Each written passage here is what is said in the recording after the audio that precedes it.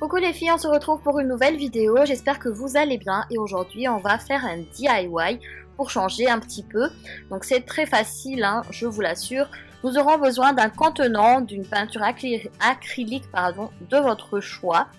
Nous aurons besoin de pinceaux, de colle et de sable de décoration ou de paillettes et enfin d'un tableau que j'ai peint au préalable. On commence tout de suite par le pot à pinceau. Donc il suffit de verser une petite quantité de peinture blanche. Bon, après vous choisissez la peinture que vous voulez. Donc il faut aussi nettoyer avec un chiffon sec le contenant, donc pour enlever tout ce qui est résidu de poussière ou d'humidité et pour être sûr que ça va bien adhérer. Ensuite nous allons donc appliquer sur le contenant, donc en entier sur l'ensemble du contenant, la peinture blanche de tout à l'heure. Donc vous pouvez appliquer grossièrement, il n'y a pas besoin de s'appliquer de trop. Néanmoins, veillez à ce que vous ayez bien recouvert tout le bocal en entier et qu'il n'y ait pas de petits trous en tout cas sur la surface que vous allez peindre. Et si comme moi vous avez un colleret, essayez de faire attention à ça. Ensuite nous allons le faire sécher donc à l'air libre pendant 1 heure à peu près. Au-delà de cette heure-là, nous allons repartir et on verse de la colle, recouvrez-le bien. Ensuite, nous allons recouvrir donc notre pot de tout à l'heure avec de la colle. Soyez quand même assez généreux parce que la colle se sèche quand même assez vite.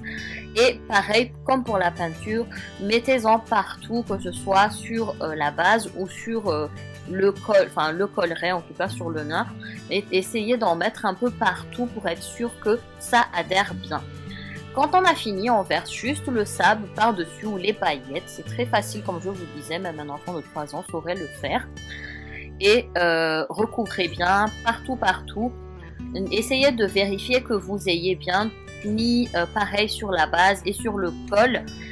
Et quand c'est fait, secouez bien quand je dis bien, je veux dire délicatement, pas non plus comme un fou, parce que sinon tous les grains de sable va partir. Et comme vous pouvez voir, il y a des petites retouches à faire, donc ça je les ferai à la fin hors caméra parce que sinon on va y passer la nuit. Donc voilà à quoi ça ressemble. Je vais le laisser reposer pendant quelques minutes pour que la colle sèche bien et que les grains de sable adhèrent à mon pot. Voilà à quoi ça ressemble, donc je le laisse pour l'instant sur le support. Et voilà, quand c'est sec, ça donne ceci. Donc j'en ai fait plusieurs, j'ai fait des vases et d'autres pots aussi. Je trouve ça plutôt sympathique et assez épuré comme style de décoration et pas cher de surcroît. Passons au suivant et c'est donc un tableau personnalisé. Donc c'est un tableau sur lequel vous allez faire ce que vous voulez. Donc on a vu tout à l'heure que mon tableau, je l'ai préalablement peint donc en première couche. Donc là, je vais faire la deuxième couche.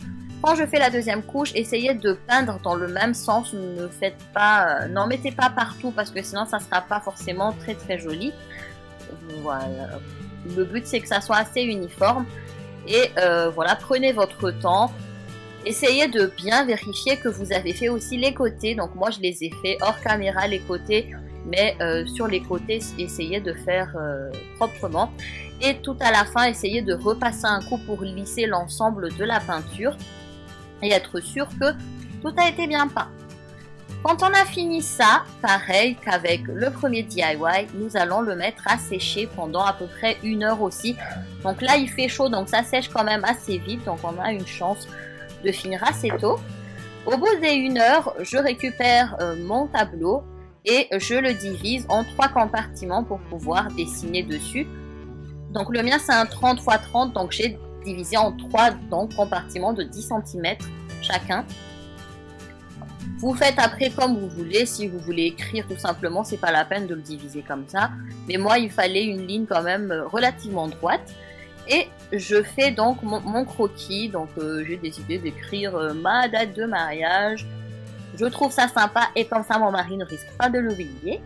Voilà, parce que oui, ça arrive qu'on oublie. Et j'utilise donc vous pouvez utiliser un crayon, une craie, enfin peu importe. Moi j'ai utilisé un crayon pour les yeux qui est totalement pourri et que je n'utilise pas pour mes yeux. Et Après, donc je recouvre mon croquis avec une peinture blanche des plus basiques, donc la même que j'ai utilisée précédemment pour le pot à pinceau. Et voilà, j'ai fini le tout. Il reste juste à faire quelques petits détails sympathiques pour marquer que c'est bien une date. Donc je mets les deux petits traits que je trouve assez sympathiques. Donc vous savez donc que vous pouvez faire tous les dessins que vous voulez. Et voilà à quoi ça ressemble. J'aime bien le résultat, j'aime bien qu'on ne s'est pas trop chargé. Donc moi je vais m'arrêter là. Bien sûr vous pouvez faire plein de dessins, plein d'écritures. Vous pouvez aller voir sur Tumblr, il y a plein de choses assez sympathiques à reproduire. Et maintenant je vous laisse avec les quelques photos que j'ai prises pour vous montrer. Donc voilà les photos les filles, j'espère que cette vidéo vous aura plu, que le DIY vous aura plu. Si vous le reproduisez, n'hésitez pas à nous poster vos photos sur les réseaux sociaux avec le hashtag SparkleBrazian. Et du coup, je vous fais plein de bisous et je vous dis à très vite.